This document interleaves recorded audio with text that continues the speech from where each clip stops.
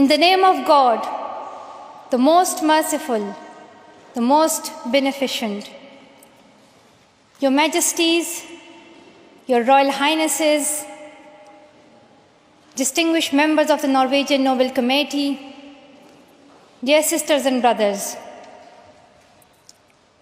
today is a day of great happiness for me. I'm humbled that the Nobel Committee has selected me for this precious award. Thank you to everyone for your continued support and love. Thank you for the letters and cards that I still receive from all around the world. Your kind and encouraging words strengthens and inspires me. I would like to thank my parents for their unconditional love. Thank you to my father for not clipping my wings and for letting me fly.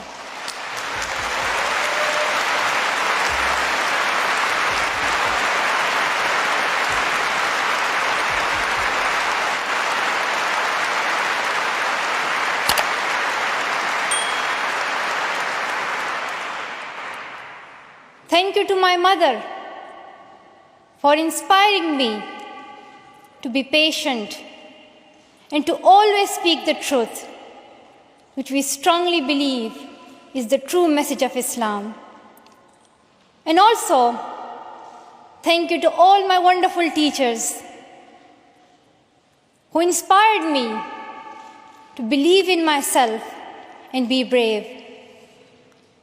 I'm proud, well, in fact, I'm very proud to be the first Pashtun, the first Pakistani, and the youngest person to receive this award.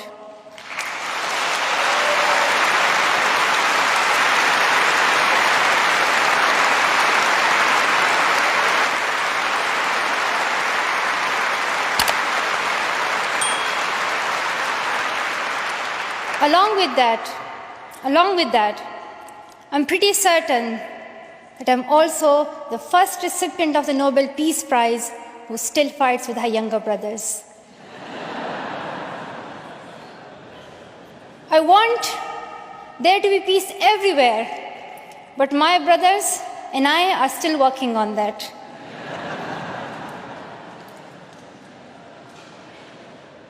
I'm also honored to receive this award together with Kailash Satyarthi, who has been a champion for children's rights for a long time, twice as long, in fact, than I have been alive.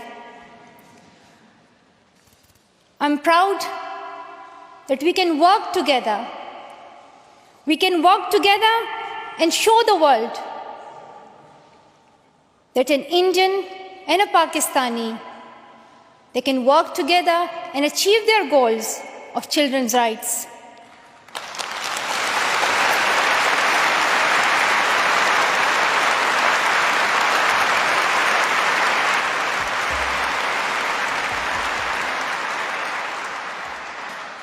Dear brothers and sisters, I was named after the inspirational Malala of Maiwand, who is the Pashtun Joan of Arc. The word Malala means grief-stricken, sad. But in order to lend some happiness to it, my grandfather would always call me Malala, the happiest girl in the world.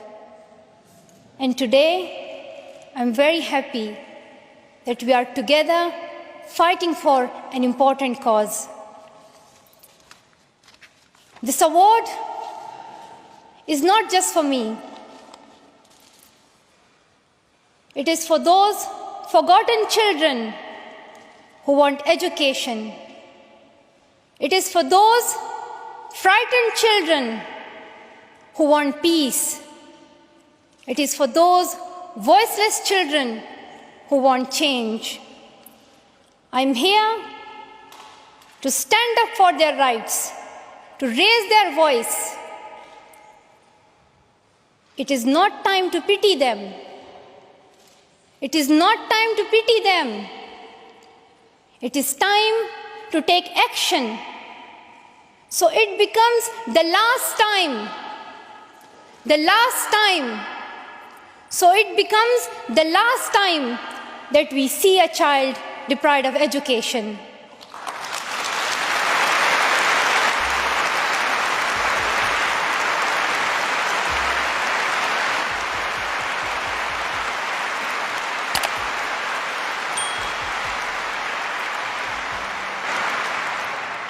I have found that people describe me in many different ways. Some people call me the girl who was shot by the Taliban, and some the girl who fought for her rights. Some people call me a Nobel laureate now. However, my brothers still call me that annoying bossy sister. As far as I know, I'm just a committed and even stubborn person who wants to see every child getting quality education, who wants to see women having equal rights, and who wants peace in every corner of the world.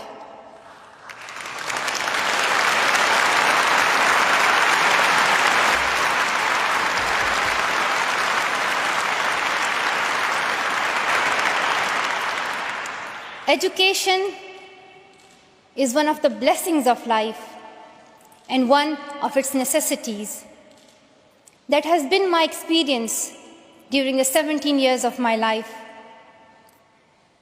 In my paradise home, Swat, I always loved learning and discovering new things. I remember when my friends and I would decorate our hands with henna on special occasions.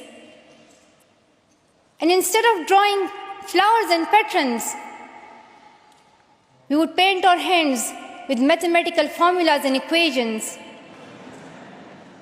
We had a thirst for education. We had a thirst for education because our future was right there in that classroom. We would sit and learn and read together. We loved to wear neat and tidy school uniforms. And we would sit there with big dreams in our eyes. We wanted to make our parents proud and prove that we could also excel in our studies and achieve those goals which some people think only boys can. But things did not remain the same. When I was in Swat,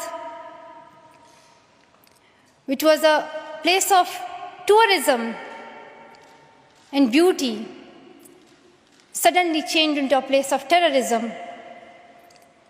I was just 10, that more than 400 schools were destroyed. Women were flogged. People were killed. And our beautiful dreams turned into nightmares. Education went from being a right to being a crime. Girls were stopped from going to school. When my world suddenly changed, my priorities changed too. I had two options. One was to remain silent and wait to be killed. And the second was to speak up and then be killed. I chose the second one. I decided to speak up.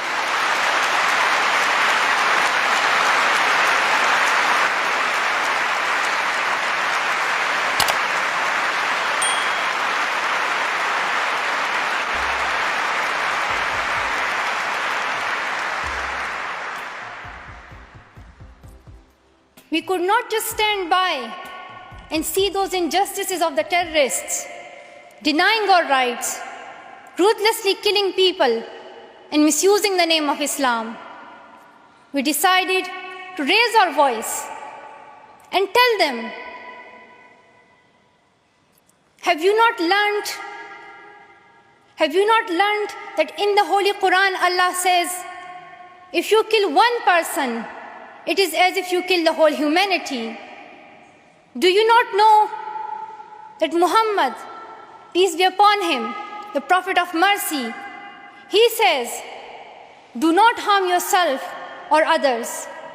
And do you not know that the very first word of the Holy Quran is the word Iqra, which means read? The terrorists tried to stop us and attacked me and my friends who are here today on our school bus in 2012. But neither their ideas nor their bullets could win. We survived. And since that day, our voices have grown louder and louder.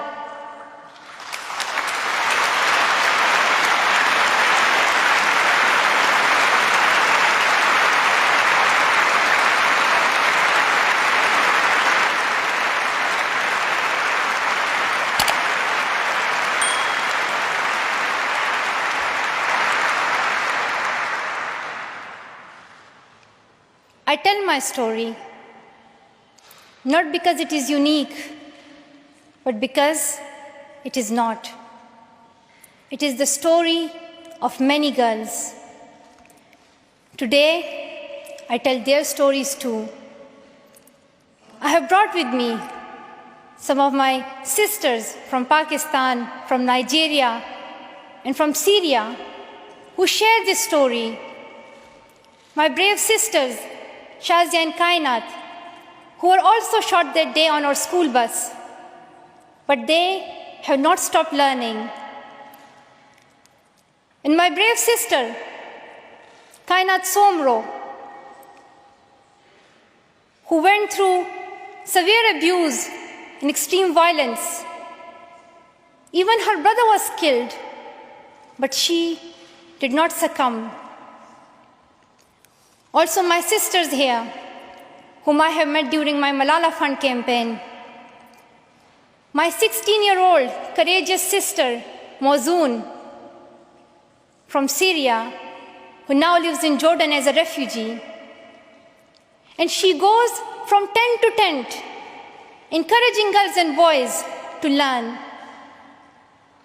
And my sister, Amina, from the north of Nigeria, where Boko Haram threatens and stops girls and even kidnaps girls just for wanting to go to school.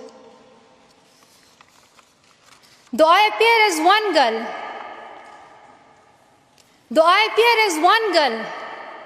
one person who is 5 foot 2 inches tall, if you include my high heels, it means I'm 5 foot only.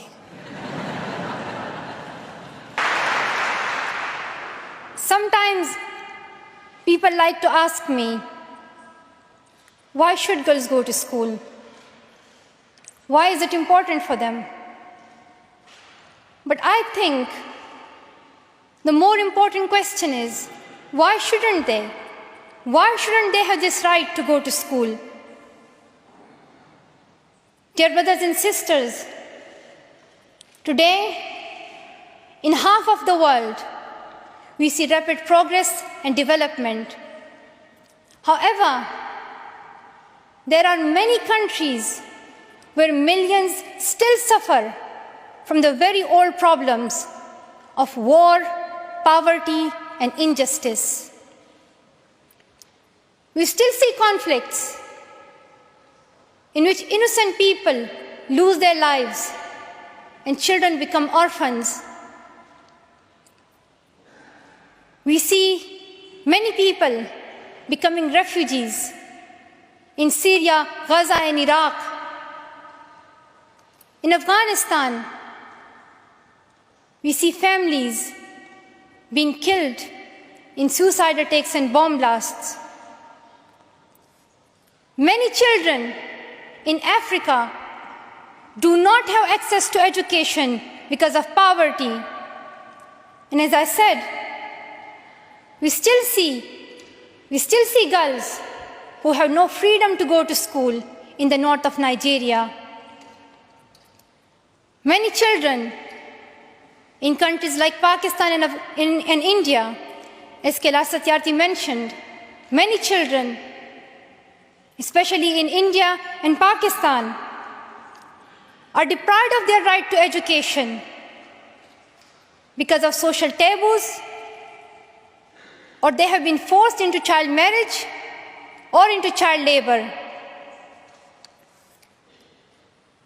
One of my very good school friends, the same age as me, who has always been bold and confident girl, dreamed of becoming a doctor. But her dream remained a dream. At the age of 12, she was forced to get married. And then soon, she had a son.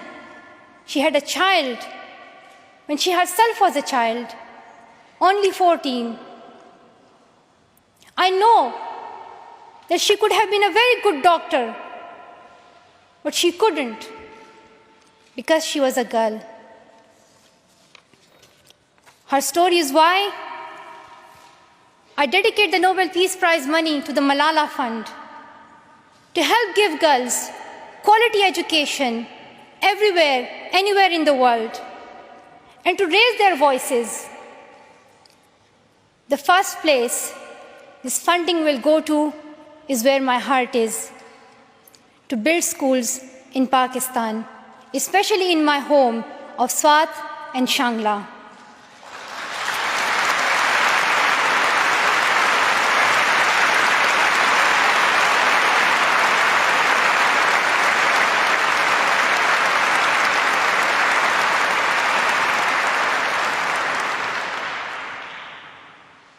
In my own village, there is still no secondary school for girls.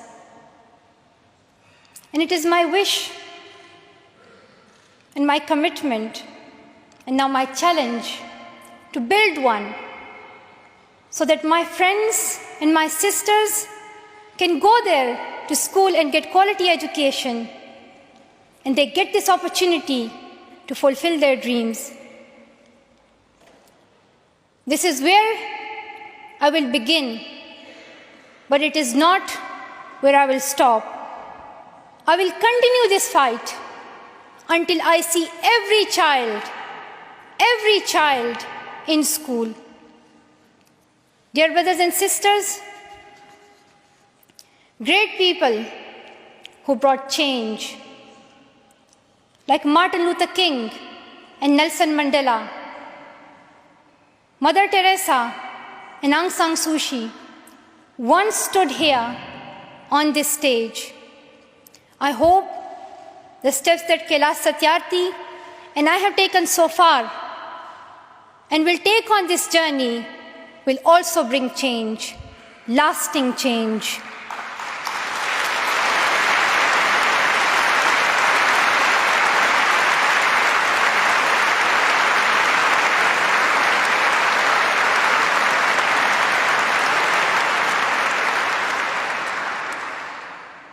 My great hope is that this will be the last time.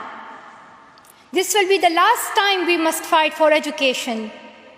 Let's solve this once and for all. We have already taken many steps. Now it is time to take a leap. It is not time to tell the world leaders to realize how important education is. They already know it. Their own children are in good schools. Now it is time to call them to take action for the rest of the world's children. We ask the world leaders to unite. This be the last time that a girl or a boy spends their childhood in a factory. Let this be the last time that a girl is forced into early child marriage. Let this be the last time